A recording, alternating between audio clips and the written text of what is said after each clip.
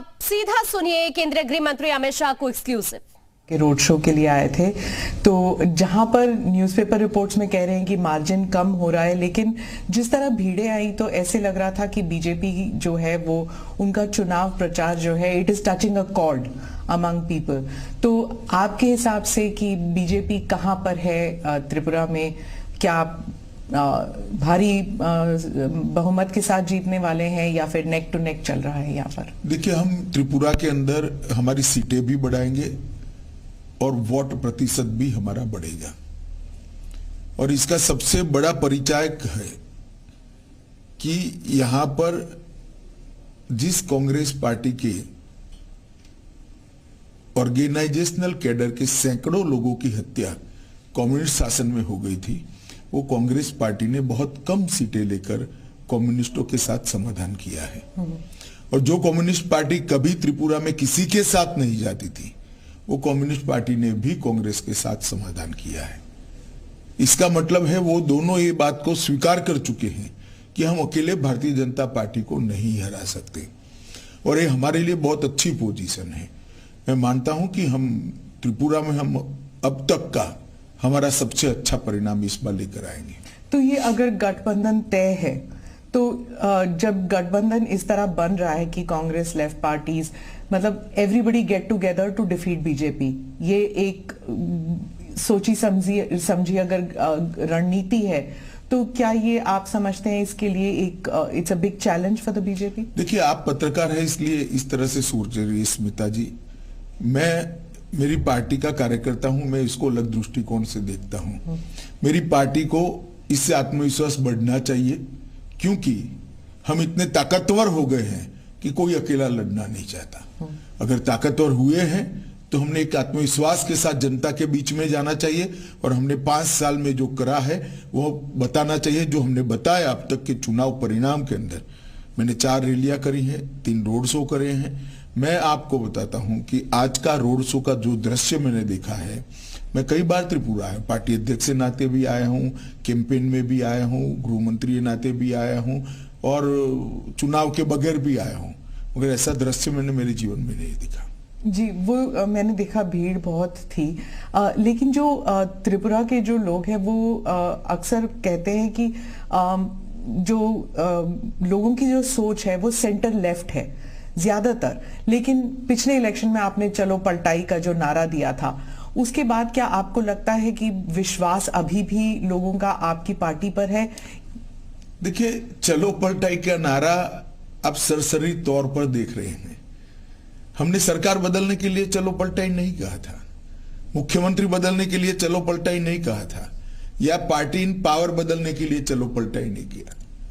हमने चलो पलटाई का नारा त्रिपुरा की स्थिति बदलने के लिए दिया था, और आज हमने स्थिति को बदला है। जैसे मैं आपको बताता हूं, आमतौर पर सरकारी कर्मचारियों के लिए वामपंथी दलों से बहुत सारी अपेक्षाएं होती हैं। यहां पर कई सालों से वामपंथी दल सरकार में था, 5वां पे कमीशन इनको तनख्वाह में दिया जाता था। हमने आने के बाद 7वीं पे कमीशन को देने का काम किया, और बजट भी अच्छे करे हैं, फिस्कल डेफिसिट बढ़ाए बगैर, तो रेवेन्यू जनरेट हुई। इसके साथ साथ हमने हिंसा को समाप्त करने का वादा किया था, और हमने हिंसा को समाप्त किया है। हमने नशे के कारोबार को, जो बांग्लादेश से सीमाओं से आता है, उसको रोकने का वादा किया था। आज मैं आत्मविश्वास के साथ कह सकता हूं, हमने त्रिपुरा के अंदर नशे के कारोबार पर बड़ी कठोरता से नकेल कसी है, और इसका जनता में एक अच्छा मैसेज है। और हम इस बार नारा लेकर आए हैं, त्रिपुरा शांत हो चुका है, त्रिपुरा में अब वायलेंस नहीं है, अब त्रिपुरा को समृद्ध बनाने का समय आया है। मोदी जी और माणिक शाह की ये डबल इंजन की सरकार ने वो वादे को पूरा करने के लिए भी अब तक बहुत कुछ किया है।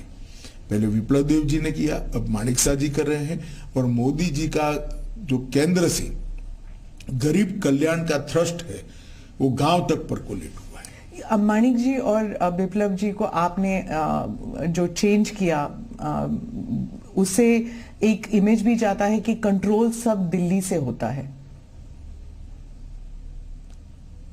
अब आप इसकी व्याख्या इस तरह से कर सकती है, परंतु ये पार्टी का सिस्टम है और कंट्रोल करने के लिए कोई बदलाव नहीं होता है। किसी भी कार्यकर्ता का ज्यादा उपयोग करने के लिए बदलाव होता है। तो कभी ना कभी कोई राज्य से सेंटर में आता ही है। आज हमने विप्लव देव जी को राज्यसभा का मेंबर बनाया है, हरियाणा जैसे महत्वपूर्ण राज्य का प्रभारी बनाया है जो दिल्ली के मुहाने पर है, और इसके साथ साथ राष्ट्रीय मंत्री भी बनाया है।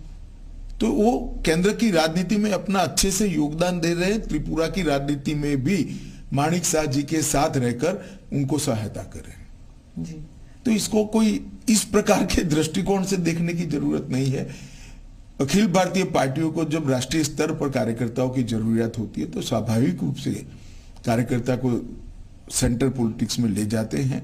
मैं मानता हूं ये प्रमोशन है, इसको और कोई दृष्टि से नहीं देखना जी। प्रद्युत जी जो है वो तिपरा मोथा की तरफ से वो बहुत किंग मेकर जैसे उनका इमेज बन गया है कि अगर हंग असेंबली होते हैं तो वो किंग मेकर बनेंगे।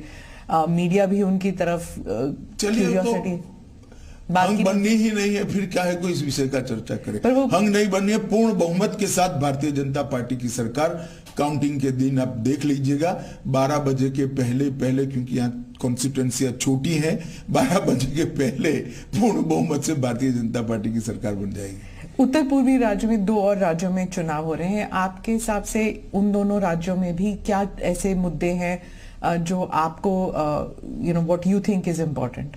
देखिए, समग्र उत्तर पूर्व के अंदर नरेंद्र मोदी जी के प्रधानमंत्री बनने के बाद हमने उत्तर पूर्व को बदलने के लिए बहुत कुछ किया है।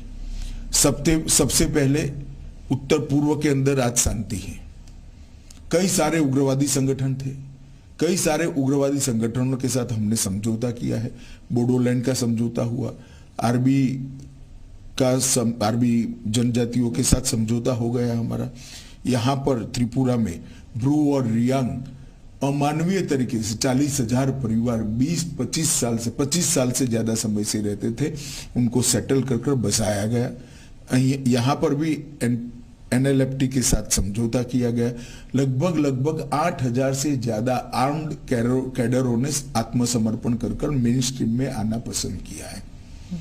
तो जो उत्तर पूर्व को पहले ब्लॉकेड, बम धमाके, इंसर्जेंसी के लिए जाना जाता था, आज इसकी जगह वहां रोड बन रहे हैं। सभी राज्यों में रेल पहुंचने को आई है, सभी राज्यों में एयरपोर्ट्स दिए गए हैं। जहां एक एयरपोर्ट था वहां त्रिपुरा जैसे राज्य में दूसरा भी हम बना रहे हैं। तो ढेर सारा विकास का काम नॉर्थ ईस्ट को इससे विकास से युक्त बनाने का काम प्रधानमंत्री जी ने कहा है। और 8 साल के कम समय के अंतराल में प्रधानमंत्री जी स्वयं 51 बार नॉर्थ ईस्ट आए, 51 टाइम। आजादी से अब तक किसी भी प्रधानमंत्री की फ्रीक्वेंसी नहीं रही है, और हर 15 दिन में एक केंद्रीय मंत्री को कंपलसरी यहां आना है। इसके साथ साथ कोरोना के समय से जो परंपरा शुरू हुई है फ्री चावल देने की, सबसे ज्यादा फायदा अगर किसी एक क्षेत्र को आबादी के प्रतिशत में हुआ है तो नॉर्थ ईस्ट के अंदर हुआ है। और आज नॉर्थ ईस्ट के गरीब को यह मालूम पड़ गया है कि मेरे घर को कंप्लीट करने का काम नरेंद्र मोदी जी ने किया है।